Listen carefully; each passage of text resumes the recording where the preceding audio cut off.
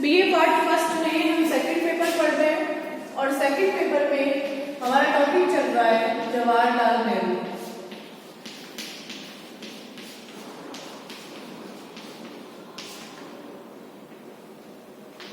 पंडित जवाहरलाल नेहरू ने राष्ट्रवाद और अंतरराष्ट्रवाद से संबंधित अपने विचार दिए थे। आलोचकों ने कहा है कि नेहरू जी जो है वो एक राष्ट्रवादी नहीं थे बल्कि अंतरराष्ट्रवादी ज्यादा थे। जबकि जब हमने विचारों का अध्ययन किया नेहरू जी के, तब पता चला कि नेहरू जी जो थे वो अंतरराष्ट्रवादी होने के साथ साथ राष्ट्रवादी भी थे।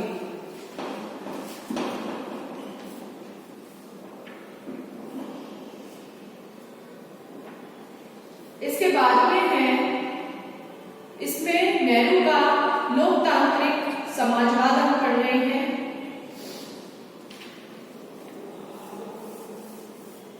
जिसमें हमने पढ़ा भारत में नेहरू जी के नेतृत्व में भारत में लोकतांत्रिक समाजवाद।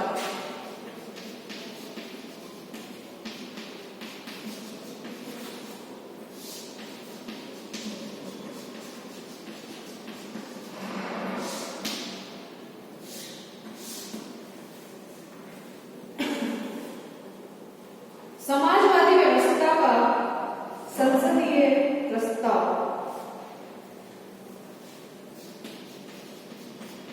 समाजवादी व्यवस्था का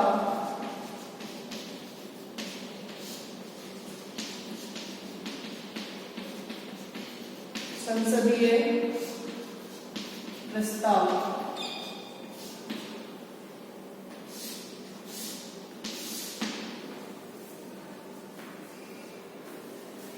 सन 1954 में केंद्रीय संसद ने एक प्रस्ताव के द्वारा भारत में समाजवादी व्यवस्था की स्थापना योजनाओं का लक्ष्य घोषित किया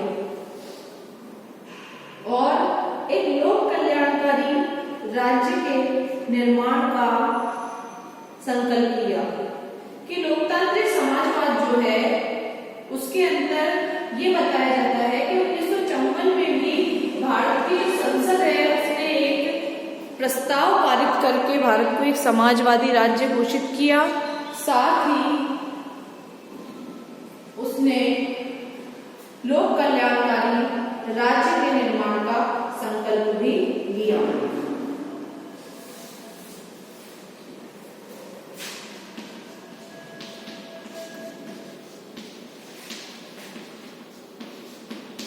सन 1954 में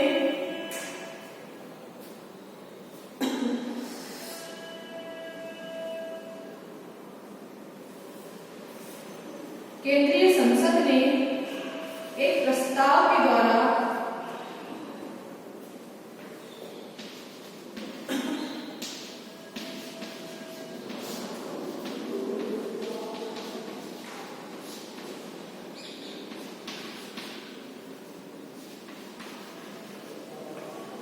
एक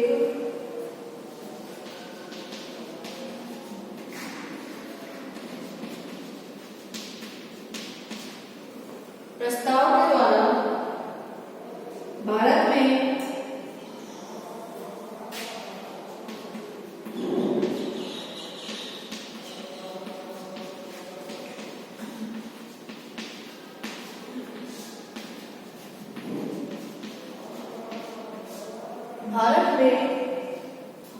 समाजवादी व्यवस्था की स्थापना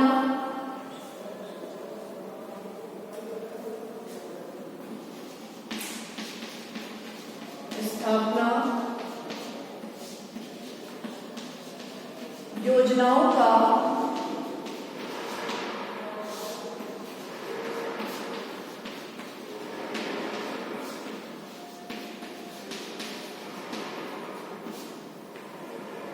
लक्ष्य घोषित किया।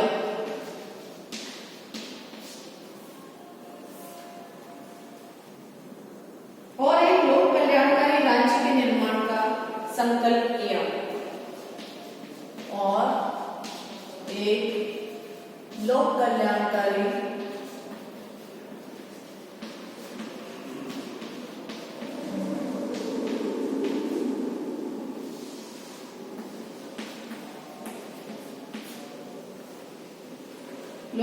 कल्याणकारी राज्य के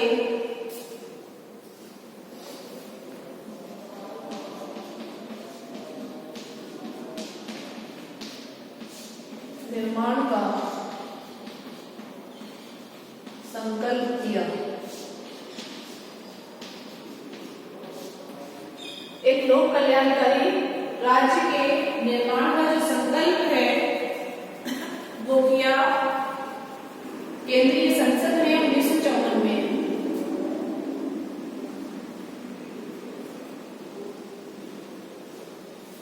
तो इससे हमें ये पता चलता है कि भारत के अंदर लोकतांत्रिक समाजवाद को अपनाने के लिए या समाजवादी व्यवस्था को अपनाने के लिए क्या क्या कार्य किए गए, क्या क्या संकल्प लिए गए। इसके बाद अगला है अबाड़ी कांग्रेस का प्रस्ताव।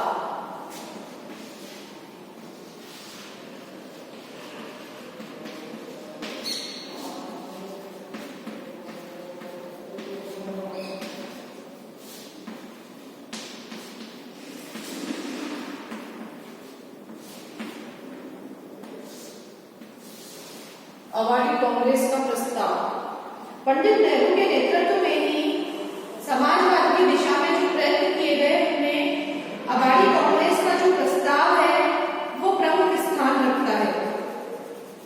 सन 1955 में अबाड़ी कांग्रेस ने प्रस्ताव पारित किया गया कि संविधान की प्रस्तावना व नीति निर्देशक तत्वों की क्रियान्विति के लिए योजना द्वारा समाजवादी ढांचे के समाज की स्थापना की जाए, जिसके अनुसार उत्पादन के प्रमुख साधनों पर समाज का स्वामित्व और नियंत्रण रहे, उत्पादन में वृद्धि हो और राष्ट्रीय संपत्ति का समुचित वितरण संभव हो सके। प्रस्ताव में जो बातें कही गई थी इसमें वो पहली बात ये थी कि प्रमुख उद्योग और उत्पादन के साधनों पर समाज का नियंत्रण, दूसरा भूमि सुधार, तीसरा उद्योगों में श्रमिकों का हिस्सा और चौथा है सहकारिता को प्रोत्साहन।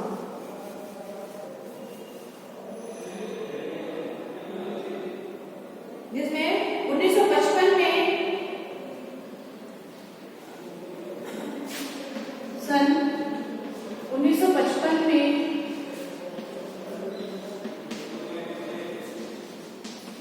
अबाड़ी कांग्रेस के द्वारा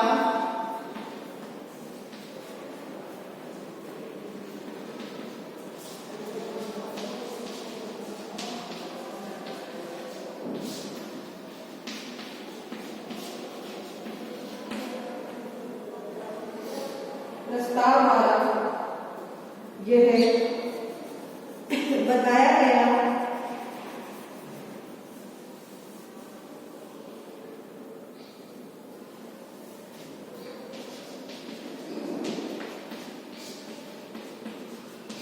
कि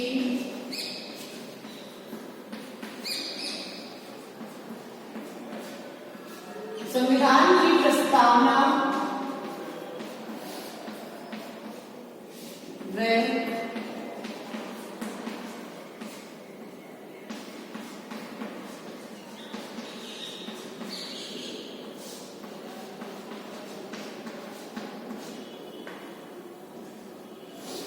नीति निर्देशक तत्वों की क्रियान्विति के लिए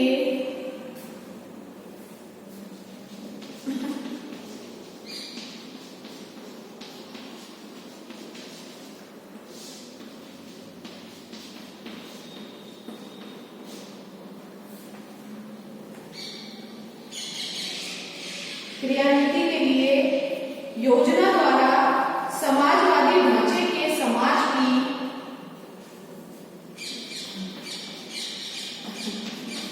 योजना द्वारा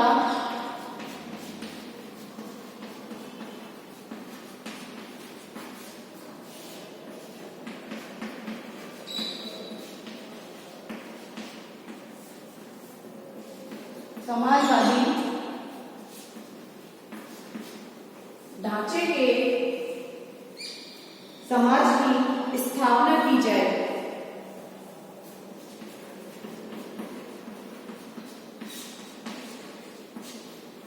और इस समाज की जो चार प्रवृत्तियां बताई हैं, या चार बातों पे इस प्रस्ताव में जोर दिया गया है, वो ये है।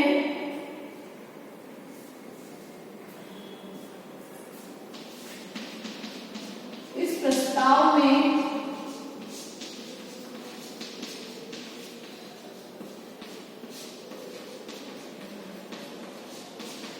जिन बातों पर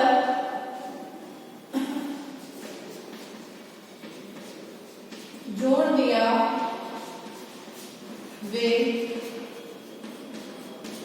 इस प्रकार है। पहला है इसमें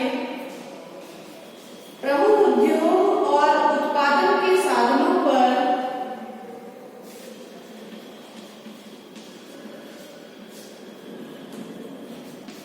प्रमुख उद्योग है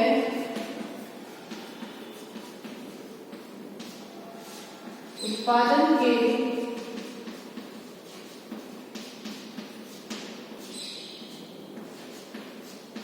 साधनों पर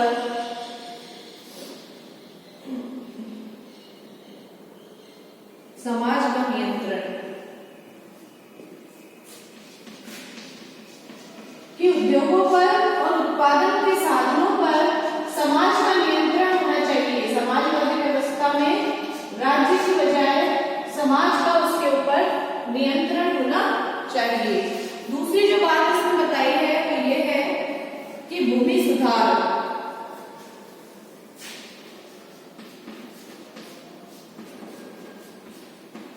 भूमि सुधार से संबंधित नियम बनाए जाए।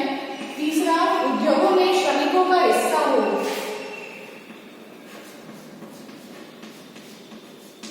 उद्योगों में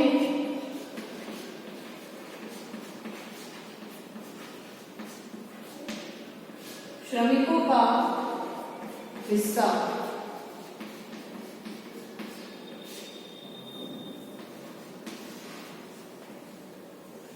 चौथा है इसमें सहकारिता को प्रोत्साहन।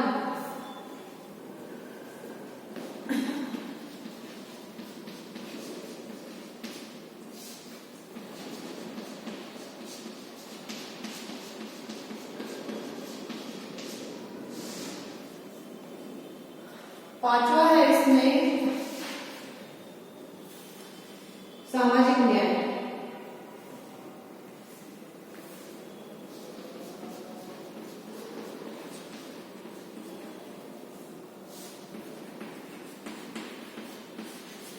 तो ये पांच जो थे बिंदु वो इस प्रस्ताव में बताए गए, इस प्रस्ताव में दिखाए गए कि किस तरह से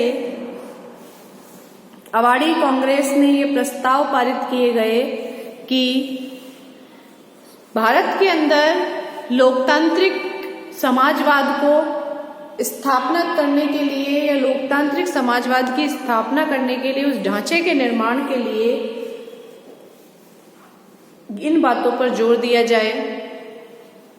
पहला है प्रमुख उद्योग व उत्पादन के साधनों पर समाज का नियंत्रण हो। दूसरा है इसमें कि सामाजिक यानी कि भूमि सुधार से संबंधित कानून बनाए जाएं। तीसरा है इसमें उद्योगों में श्रमिकों का हिस्सा हो। चौथा है सहकारिता को प्रोत्साहन और पांचवा है सामाजिक न्याय। नोट कर लीजिए आगे से।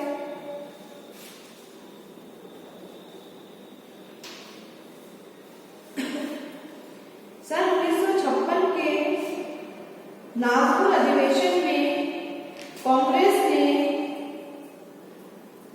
शांतिपूर्ण और न्यायोचित साधनों द्वारा एक समाजवादी सहकारी राज्य के निर्माण का प्रस्ताव पास किया।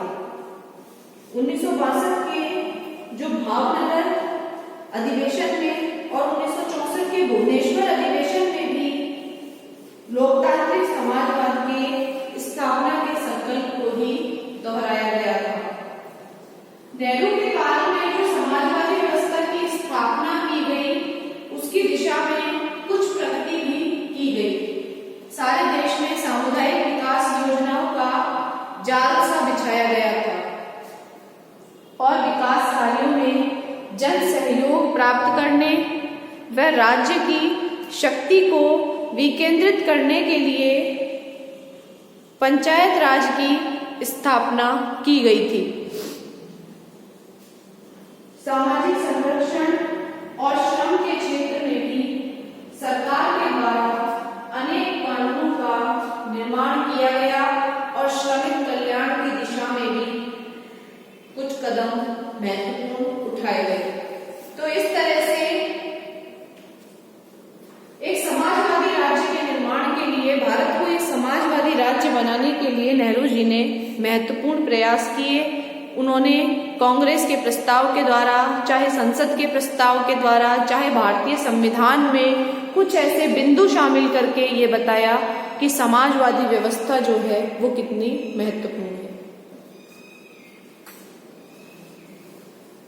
इसके बाद में है आपके मूल्यांकन, समाजवादी व्यवस्था का मूल्यांकन।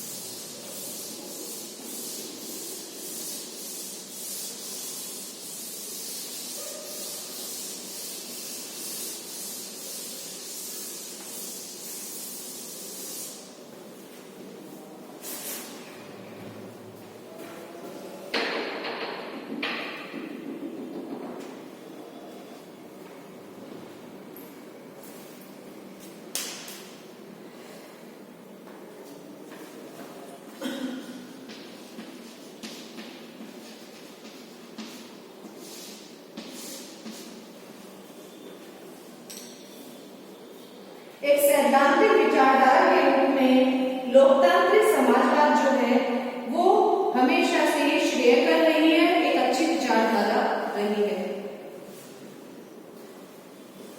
एक सैद्धांतिक विचारधारा के रूप में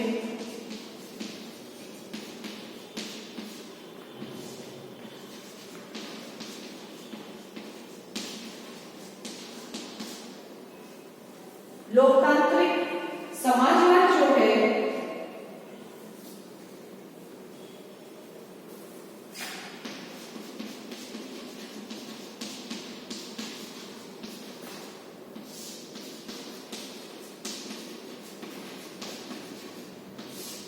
लोकतांत्रिक समाजवाद श्रेयकर है।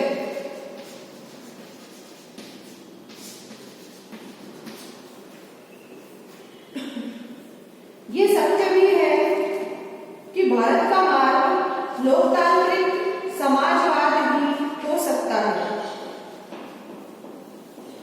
यह है सत्य भी है कि भारत का मार्ग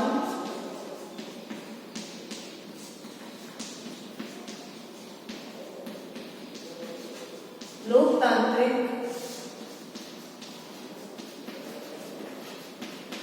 समाजवाद भी हो सकता है।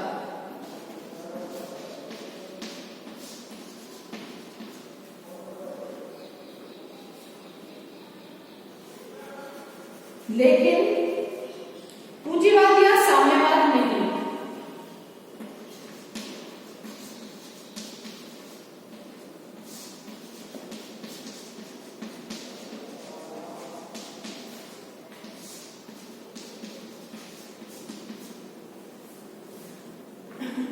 लेकिन लोकतांत्रिक समाजवाद के प्रसंगों में नेहरू के विचार दर्शन,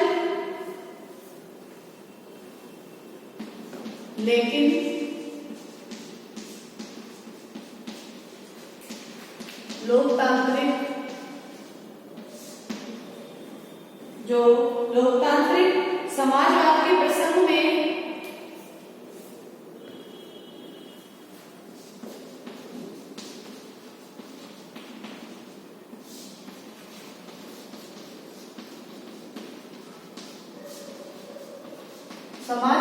प्रसंग में नेहरू के विचार दर्शन और कार्य व्यवहार में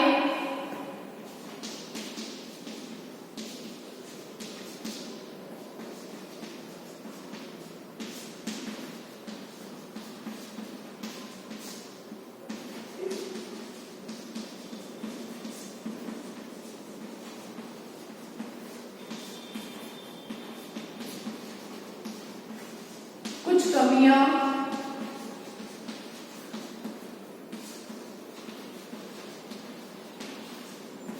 अवश्य रहेंगे। कौन कौन सी है वो कमियां? पहली जो बताई गई है कमी इसमें वो ये है कि नेहरू की सारी विचारधारा में आवश्यक स्पष्टता का अभाव है।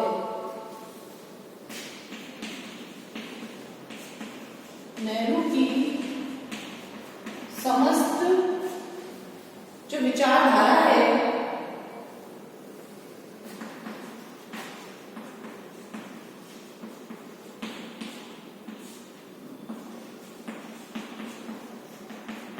आवश्यक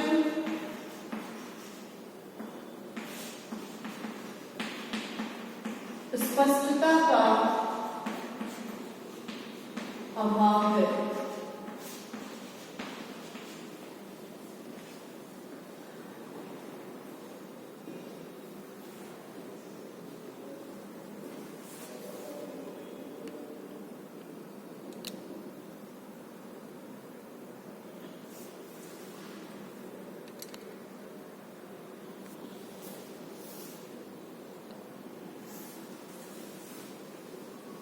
इसमें यदि ये स्पष्ट नहीं किया जाए कि सामाजिक और आर्थिक लोकतंत्र की स्थापना के लिए क्या किया जाना है, कैसे किया जाना है, तो इस प्रकार की घोषणा और विचारों का कोई महत्व नहीं है। यदि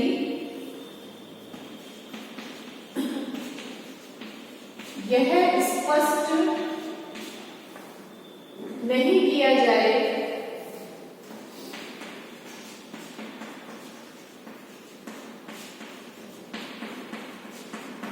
कि यह स्पष्ट नहीं किया जाए कि सामाजिक और आर्थिक लोकतंत्र की स्थापना के लिए सामाजिक व आर्थिक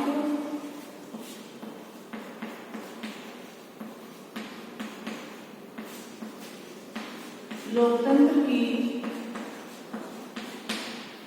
स्थापना के लिए क्या और कैसे किया जाना है,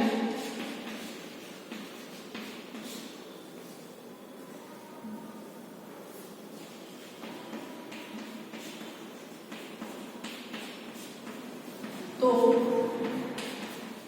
इस प्रकार की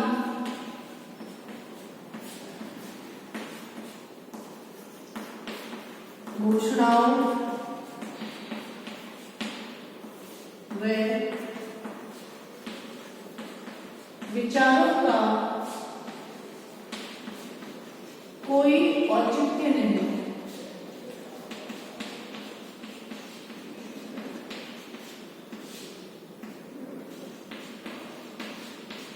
यदि यही नहीं बताया जाए कि सामाजिक और आर्थिक विकास के लिए या सामाजिक और आर्थिक लोकतंत्र की स्थापना के लिए क्या किया जाना है, किस तरह से किया जाना है, अगर ये स्पष्ट ही नहीं है तो फिर इन घोषणाओं और इन विचारों का भी कोई महत्व नहीं है, कोई औचित्य नहीं है। दूसरा, भारत जैसे देश में लोकतांत्रिक समाजवाद की स्थापना के लिए जिस दृढ़ संकल्प और इच्छा शक्ति और गतिशीलता की आवश्यकता है, नेहरू के नेतृत्व में भी भारतीय अभिजन और विशेषकर राजनीतिक अभिजन जो है उस स्थिति को नहीं अपना सके।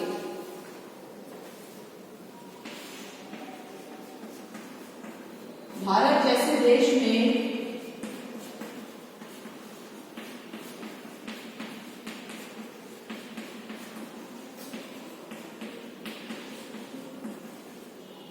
लोकतांत्रिक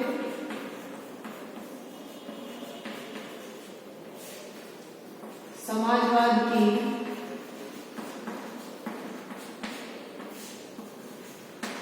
स्थापना के लिए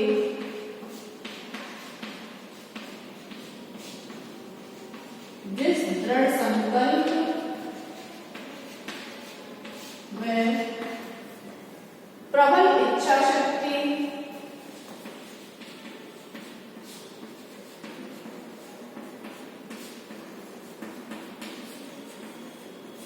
तथा गतिशीलता की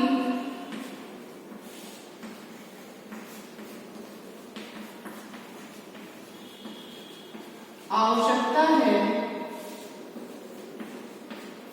जिस दृढ़ संकल्प में प्रबल इच्छा शक्ति तथा गतिशीलता की आवश्यकता है, वैसी भारत के अभिजन विशेषतया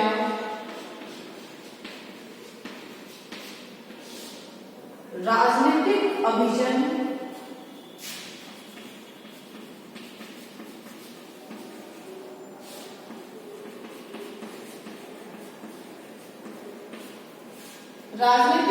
में उसका अभाव देखा गया या उस स्थिति को वो नहीं अपना सके।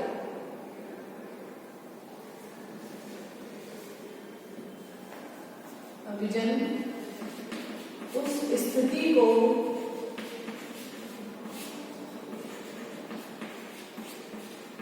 नहीं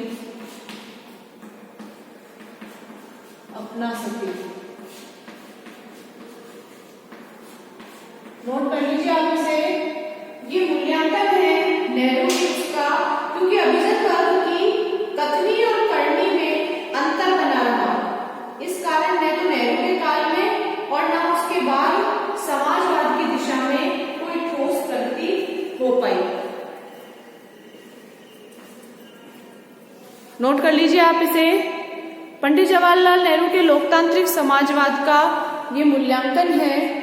जो समाजवादी विचारधारा है वो एक सैद्धांतिक विचारधारा के रूप में तो अच्छी है, लेकिन अगर व्यवहार में उसे देखें तो भारत के अंदर उससे संबंधित जो कार्य हैं या समाजवाद की स्थापना के लिए जो विकास कार्य हैं वो कम ही किए गए, चाहे नेहरू का काल हो चाहे अन्य किसी का काल हो।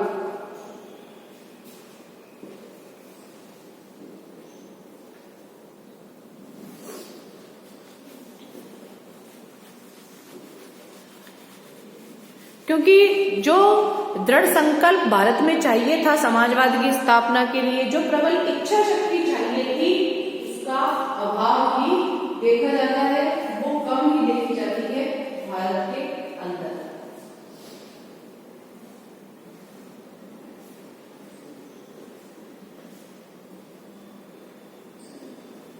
ये आपका पंडित जवाहरलाल नेहरू जो है वो कंप्लीट होता है। इसमें नेहरू जी का योगदान आप पढ़ लीजिएगा कि पंडित जवाहरलाल नेहरू का क्या योगदान है, उनका राष्ट्रवाद अंतरराष्ट्रवाद की विचारधारा और साथ ही उनका लोकतांत्रिक समाजवाद,